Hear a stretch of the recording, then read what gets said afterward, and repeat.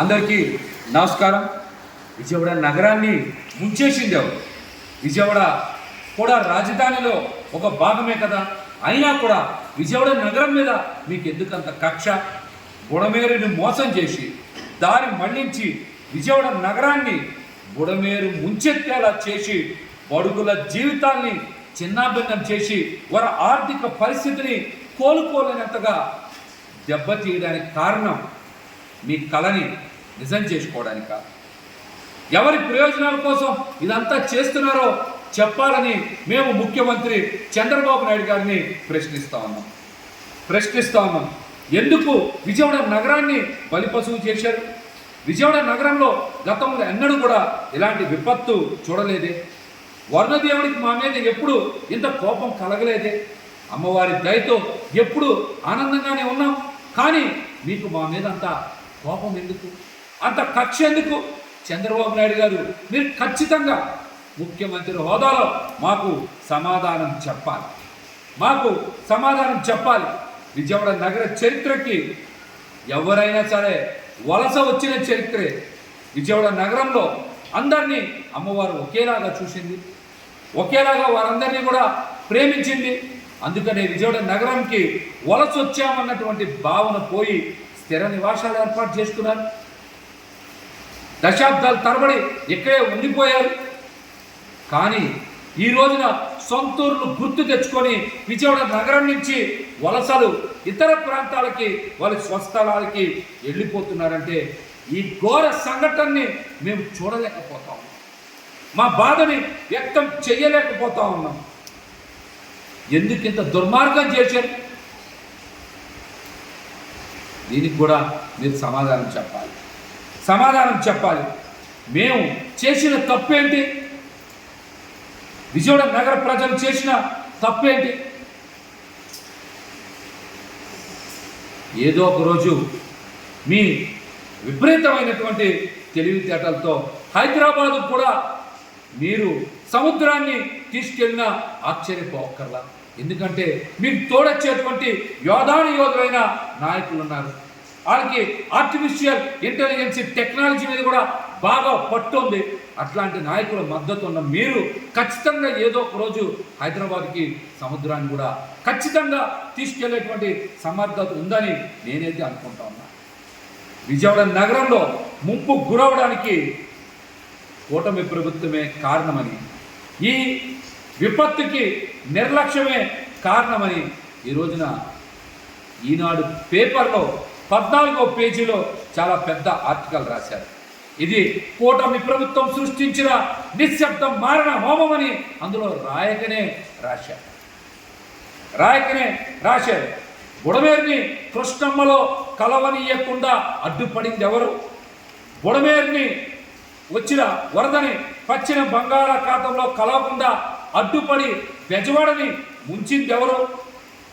ఈ ముంపు రాజకీయం ఎవరి కోసం, ఎవరి ప్రయోజనాల కోసం, ఎవరి లబ్ధి కోసం చేశారో చంద్రబాబు నాయుడు గారు ఖచ్చితంగా సమాధానం చెప్పాలి.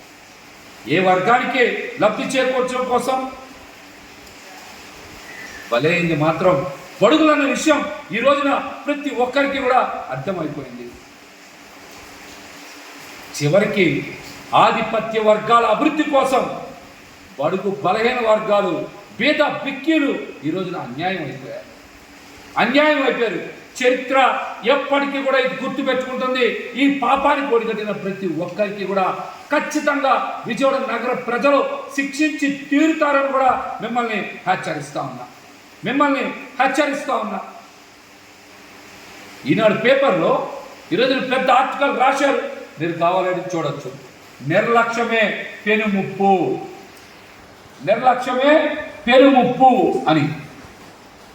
ఇందులో చాలా స్పష్టంగా జనవరుల శాఖ నిర్లక్ష్యం ఉందని, రెవెన్యూ శాఖ నిర్లక్ష్యం ఉందని రాశారు. మరి విజయవాడ నగరానికి కోతవేటు దూరంలోనే ముఖ్యమంత్రి గారు కూడా ఉంటారు. మరి మీరందరూ ఏం చేస్తూ ఉన్నారు? ముందు ఇంత ప్రమాదానికి కారణమయ్యి ఎవరు ఒత్తిడి మేరకు బుడమేరుని కృష్ణమ్మలో కలవనీయకుండా విజయవాడ నగరం మీదకి వదిలేసినటువంటి జనవనరుల శాఖ మంత్రి నిమ్మల రామానాయుడిని తక్షణమే బర్తరఫ్ చేయాలి. రెవెన్యూ అధికారుల్ని అప్రమత్తం చేయకుండా నిర్లక్ష్యంగా వ్యవహరించినందుకు రెవెన్యూ శాఖ మంత్రి అనగాని సత్యప్రసాద్ని కూడా బర్తరఫ్ చేసి తీరాలని మేమైతే డిమాండ్ చేస్తా ఉన్నాం. ఈ ఆర్టికల్లో చాలా తెలివిగా రాశారు. ఎందుకో తెలుసా? చంద్రబాబు నాయుడు గారు మొన్నటి వరకు అసలు బుడమేరు గేట్లు ఉంటాయా, ఆ మాత్రం అవగాహన లేని వాళ్ళు ముఖ్యమంత్రి స్థానంలో ఎలా కూర్చున్నారు అని మాట్లాడారు. అందరూ వెళ్ళి బుడమేరుకి గేట్లు ఉన్నాయని చూపించారు. లోకలు ఎత్తడం వల్లనే విజయవాడ నగరం మునిగిపోయిందని ఆధారాలతో సహా బయట పెట్టంగానే ఈ రోజున ఈ ఆర్టికల్ బయటకు వచ్చిందంటే కారణం ఏంటి తెలుసా? చంద్రబాబు గారిని కాపాడి అధికారుల మీదకి ఆ తప్పు నెట్టేసి బాధ్యత వాళ్ళ మీదకి నెట్టేసి వాళ్ళని శిక్షించాలనే కుట్ర చాలా స్పష్టంగా జరుగుతుంది. బుడమేరు వరదని పవిత్ర సంగమం దగ్గర కృష్ణానదిలో కలపకుండా ఎందుకు ఆపారు? ఎవరు ఆదేశాల మేరకు ఆపారు? ఎవరు ఒత్తిడి మేరకు ఆపారు? ఎవరెవరి ప్రయోజనాలు ఇందులో దాగున్నాయి? అందరూ చెప్తున్నారు కదా. చాలా స్పష్టంగా ఎవరి ప్రయోజనాలు దాగున్నాయి అందరికీ తెలిసిపోతుంది. రాధాకృష్ణ గారి పవర్ ప్లాంట్ ఉందని, మరో పక్కన చంద్రబాబు నాయుడు గారి ఇల్లు కూడా మునిగిపోతుందని, అందుకనే అధికారులు ఇంత నిర్లక్ష్యం వహించి బెజవాడని ముంచేసి లక్షల మంది జీవితాల్ని అతలాకుతలం చేశారని అందరికీ అర్థమైపోబట్టే ఈరోజు ఈ ఆర్టికల్ రాశారు. కేవలం ఈ ఆర్టికల్ చంద్రబాబు నాయుడు గారిని కాపాడి అధికారుల్ని మీద తప్పు నెట్టేసేటువంటి కుట్ర కోసం ఈ ఆర్టికల్ రాశారు.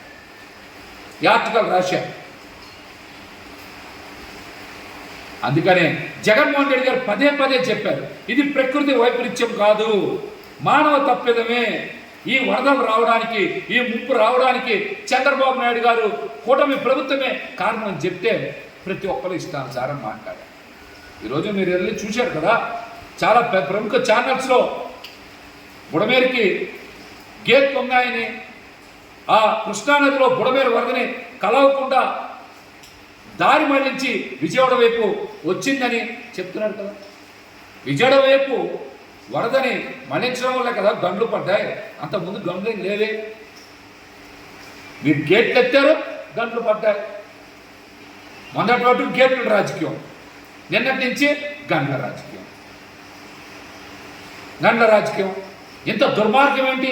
మీ చేతకానితనం, మీ అసమర్థతని ఒప్పుకోకుండా జగన్మోహన్ రెడ్డి గారి మీద బురద చల్లేటువంటి కుట్రలు చేస్తే ప్రజలు ఎవరు కూడా నమ్మేటువంటి పరిస్థితిలో లేదు. ఇంకో ముఖ్యమైన విషయం, 2014 నుంచి 2019 వరకు మరి విభజించబడినటువంటి ఆంధ్రప్రదేశ్కి మొదటి జలవనరుల శాఖ మంత్రిగా దేవినేని ఉమామహేశ్వరరావు గారు పనిచేశారు. ఆయన ప్రాతినిధ్యం వహిస్తుంది కూడా మైలవరంలోనే కదా. బుడమేరు ప్రవహించే ప్రాంతం ఎక్కువగా ఉంది. మరి ఎందుకైనా బుడమేరుని ఆధునీకరించేటువంటి ప్రయత్నం చేయలేదు, ఒక్క పైసా కూడా ఖర్చు పెట్టలేదు. ఎందుకు చేయలేదు ఆ పని? జలవనరుల శాఖ మంత్రే కదా. మీరు ప్రాతినిధ్యం వహిస్తున్నటువంటి నియోజకవర్గం కదా. మరి దేవినేని ఉమామహేశ్వరరావు గారు ఏం చేశారు? దీనికి దేవినేని ఉమామహేశ్వరరావు గారు కూడా సమాధానం చెప్పాలి. గేట్ల రాజకీయం అన్నారు, అక్కడ గేట్లు ఉన్నాయని తెలిసిన తర్వాత గండ్లు పడ్డాయి అంటున్నారు. గండ్లకు కూడా గత ప్రభుత్వం అంటే జగన్మోహన్ రెడ్డి గారు ఏం డబ్బులు ఖర్చు పెట్టలేదని చెప్పారు. గండ్లు పడి దేనికి? గేట్లు ఎత్తడం వల్ల. గేట్లు ఎత్తకపోయి ఉంటే గండ్లు పడేయా? ఈ కుట్ర రాజకీయాలు, బురద రాజకీయాలు, నీచ రాజకీయాలు మీరు ఆపకపోతే ప్రజలు మిమ్మల్ని క్షమించడం కూడా ఈ సందర్భంగా మేమైతే హెచ్చరిస్తా ఉన్నాం. అదేవిధంగా జగన్మోహన్ రెడ్డి గారు కృష్ణమ్మ కాళ్ళు కడిగి, కృష్ణమ్మ ఆశీస్సులతో కృష్ణంకలో రిటైనింగ్ వాల్ కట్టి పెద్ద ముంపుల నుంచి, వరదల నుంచి మరి కృష్ణంక ప్రాంత వాసుల్ని కాపాడారు. లేకపోతే ఈరోజు అక్కడ కూడా పరిస్థితి ఎంత దారుణంగా ఉండేది. ప్రజలు ఎంత ఇబ్బంది పడేవాళ్ళు. ప్రజలు ఎంత ఇబ్బంది పడేవాళ్ళు. ఈ విషయాన్ని ప్రతి ఒక్కరూ కూడా తెలుసుకోవాలి. ఏమంటే మా ప్రభుత్వంలోనే ఇచ్చాం, మరి మీరు పూర్తి ఎందుకు చేయరా? ప్రజలు కూడా స్వచ్ఛందంగా బయటకు వచ్చి జగన్మోహన్ రెడ్డి గారు కృతజ్ఞత తెలియజేశారు. మమ్మల్ని ఇంత పెద్ద విపత్తు నుంచి కాపాడారు, మేము వరదల్లో ముంపులో చిక్కుకోకుండా మీరు రిటైనింగ్ వాల్ నిర్మాణం ప్రారంభించి పూర్తి చేసి మమ్మల్ని కాపాడారు, కృతజ్ఞతలు కూడా చెప్తా ఉన్నారు. కానీ పుడమ నాయకులు ఏం చేశారు? పుడమేరుని స్వార్థ ప్రయోజనాల కోసం దారి మళ్లించి బెజవాడని ముంచేశారు. జగన్మోహన్ రెడ్డి గారికి విజయవాడ నగర ప్రజల మీద ఉన్న ప్రేమ, మీకు విజయవాడ నగరాన్ని అడ్డం పెట్టుకొని ఏ స్వార్థ రాజకీయ ప్రయోజనాల కోసం మమ్మల్ని ముంచేశారో ఈరోజు ప్రజలందరికీ కూడా చాలా స్పష్టంగా అర్థమైంది. జగన్మోహన్ రెడ్డి గారు చాలా మంచి చేశారు, కానీ విజయవాడ నగర ప్రజలు మంచికి చెడుకి ఉన్న తేడాని గుర్తించడంలో కులాలు మతాలకు ప్రాధాన్యత ఇస్తే మంచికి చెడుకి మధ్య ఉన్న గీత మనం గుర్తించలేమని కూడా ఈ సందర్భంగా నేనైతే మీ అందరికీ తెలియజేస్తూ ఉన్నా, మీకైతే తెలియజేస్తూ ఉన్నా. అదేవిధంగా మేము ఇందాక డిమాండ్ చేసినట్టుగా ఖచ్చితంగా రామానాయుడు గారిని అనగానే సత్యప్రసాద్ గారిని మీరు ఖచ్చితంగా బర్తరఫ్ చేసి తీరాలి, తీరాలని కూడా డిమాండ్ చేస్తూ ఉన్నాం. అదేవిధంగా విజయవాడ నగరానికి ప్రమాదం పొంచి ఉన్న సమయంలో అధికారుల శ్రద్ధ అంతా ఒక సినీనటి మీద కేసు మీద పెడితే ఈ రోజున ఎంత తీవ్రమైన పరిస్థితులు వచ్చాయో చూశారుగా. ఎందుకంత ప్రాధాన్యత ఇస్తూ ఉన్నారు ఆ కేసుకి? గుడ్లవల్లిలో వందల మంది విద్యార్థులు ఆవేదన వ్యక్తం చేస్తూ ఉంటే అక్కడ ఏమీ జరగలేదంటా ఉన్నారు. విద్యార్థులు భవిష్యత్తు మీద ఆందోళన చెందుతూ ఉంటే వారి గురించి మీరు ఎక్కడ కూడా కనీస బాధ్యత లేకుండా ఇష్టానుసారం బయటకు వచ్చి మాట్లాడుతూ ఉన్నారు. వారికి ధైర్యం కల్పించాలి, భరోసా ఇవ్వాలి. ఏమి జరిగిందా జరగలేదా అని మీరు అన్ని టీమ్స్ని పెట్టాం, టెక్నాలజీని ఉపయోగిస్తాను. ఎక్కడైనా సరే వారితో ఒక్క నిమిషం కూర్చొని ప్రశాంతంగా మాట్లాడారా? ఎంతసేపు బెదిరింపులు, విద్యార్థులను కూడా చూడకుండా వాళ్ళ మీద బెదిరింపులకు పాల్పడ్డారు కదా మీరు. వందల మంది విద్యార్థుల ఆవేదన పచ్చకుండా మీకు ఒక సినిమా నటి మీద అంత ప్రాధాన్యత ఇచ్చారంటే మీకు ప్రజల మీద కన్నా పాలన మీద కన్నా కక్ష రాజకీయాలకే ఎక్కువ ప్రాధాన్యత ఇస్తున్నారని చెప్పడానికి ఇంతకన్నా నిదర్శనం ఏం కావాలి? ఇది ముమ్మాటికి మీరు చేస్తున్న పాలనలో మంచి పద్ధతి కాదు. నిన్న స్వయంగా చంద్రబాబు నాయుడు గారే ఒప్పుకున్నారు. మరలా పచారీ సరుకుల పంపిణీకి జాప్యం జరుగుతుందన్న విషయాన్ని ఎవరు చెప్పారు బయటికి? చంద్రబాబు నాయుడు గారు బయటికి చెప్పారు. పౌర సరఫరాల శాఖ మంత్రి నాదెండ్ల మనోహర్ గారు సరిగ్గా మరి బాధ్యతగా పనిచేయలేదని, బాధ్యత రాజ్యంగా ఉన్నారని బయటికి చెప్పింది చంద్రబాబు నాయుడు గారు కదా. ప్రజలకు మీరు భోజనం పెట్టలేకపోయారు, పచారీ సరుకులు ఇవ్వలేకపోయారు. అందుకని కదా ప్రజల ముఖంలో కళలేదని చంద్రబాబు నాయుడు గారు స్వయంగా చెప్పారు. ఇలాంటి విపత్కర పరిస్థితుల్లో ముంపులో ఉన్నటువంటి ప్రజలకి అండగా నిలవలేక బాధ్యత రాహిత్యంగా ఉన్నటువంటి నాదెండ్ల మనోహర్ గారి మీద కూడా మీరు ఖచ్చితంగా చర్యలు తీసుకోవాలని నేనైతే కోరుతా ఉన్నా. అదేవిధంగా చంద్రబాబు నాయుడు గారు కూడా మీరు నష్టపోయిన కుటుంబాలకి, బాధిత కుటుంబాలకి జగన్మోహన్ రెడ్డి గారు తెలిపిన విధంగా తక్షణమే ప్రతి కుటుంబానికి 50,000 రూపాయల ఆర్థిక సాయం తక్షణమే చేయాలి.